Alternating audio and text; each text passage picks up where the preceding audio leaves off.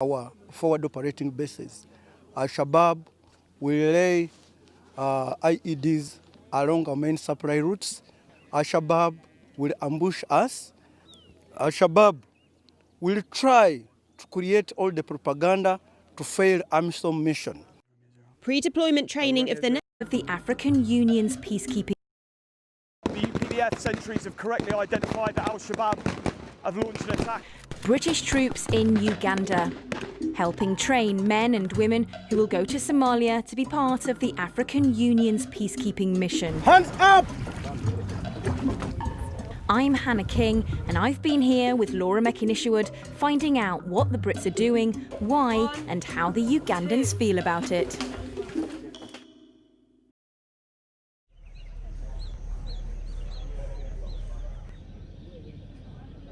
Dawn in Uganda, and Singo camp is calm. But while the personnel from the Ugandan People's Defence Force here may be training for a peacekeeping mission, they're about to face one of the world's most complex terrorist groups. Al-Shabaab will attack our forward operating bases. Al-Shabaab will lay IEDs along our main supply routes. Al-Shabaab will ambush us. Al-Shabaab will try to create all the propaganda to fail AMISOM mission.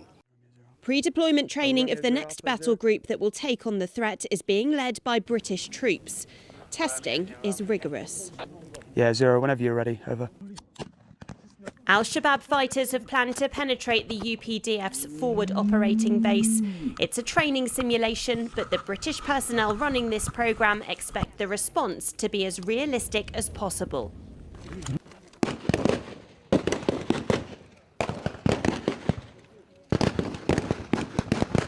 So what you're seeing now is that the UPDF sentries have correctly identified that Al-Shabaab have launched an attack onto their AO. It's a good way to fire here to repel the attack.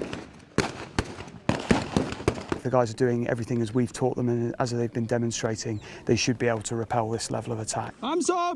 This is the latest UPDF battle group to get training from the British military, their actions and reactions closely monitored by their mentors. Yeah. So he might just be unconscious as opposed to dead. Success here means better chances in Somalia. Oh, Mugu! UPDF Battle Group 29 will be deployed to the Lower Shabelle region of Somalia, an area surrounding the nation's capital, Mogadishu. Al-Shabaab still exert control over swathes of land there, with the jihadist fundamentalist group using rape, abduction and suicide bombings as regular forms of attack. Since 2007, the African Union mission in Somalia, known as AMISOM, has been working to restore stability, with 22,000 soldiers and police from 6 African nations assisting the Somali National Army. Previously, the SNA have cleared but not held.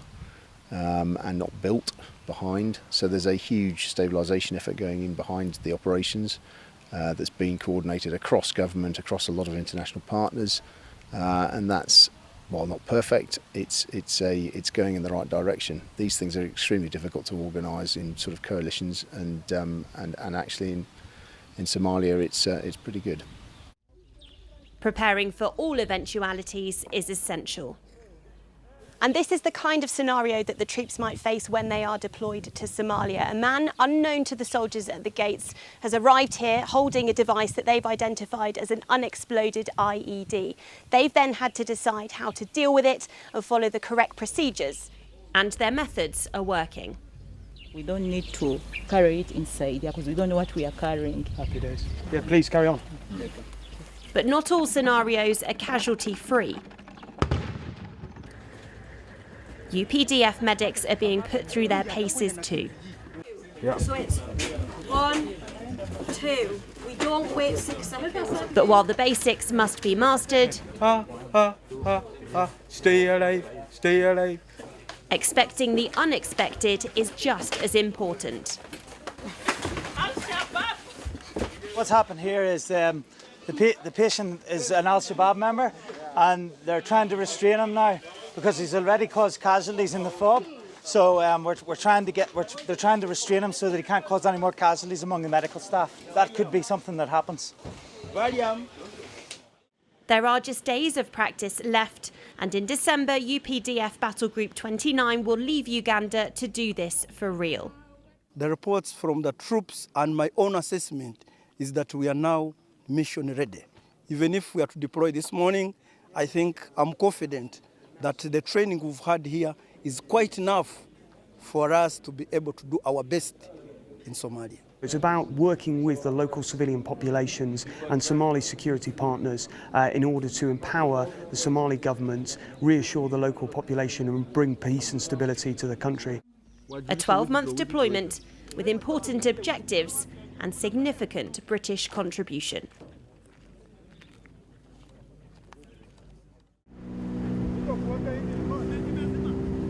Hands up! Hands up! Ugandan Marines on mission-specific training ahead of a deployment to Somalia. Uganda contributes the most personnel to the UN mission there, and British Marines are helping them prepare. Lie down, face down. When we train with the Royal Marines, we know they have been in Afghanistan, they have been elsewhere, and the type of enemy they have been facing is not quite different from the enemy we are facing in Somalia.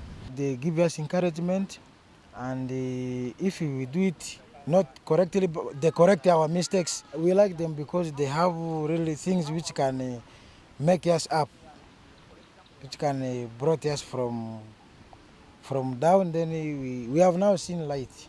Seen the light? Yeah. Turn around. It's the third time the British Peace Support Team have run this training, but the 6-week programme now involves a new component. It's known as human security, and it's an area the British are leading on. Human security is all about human beings. It's about how people are affected by conflict, not just the security of a state. The Ugandan Marines behind me are learning crucial skills which will help them support civilians caught up in war. Human security includes areas such as human trafficking, child soldiers, and how to deal with victims of sexual violence. The military are often first on the scene, well before UN agencies or aid workers, and their ability to deal with such situations is paramount.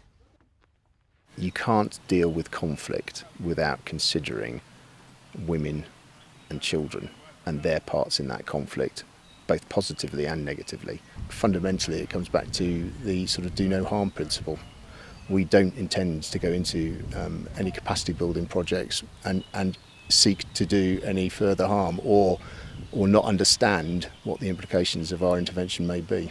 Everywhere we operate from, there are civilians, and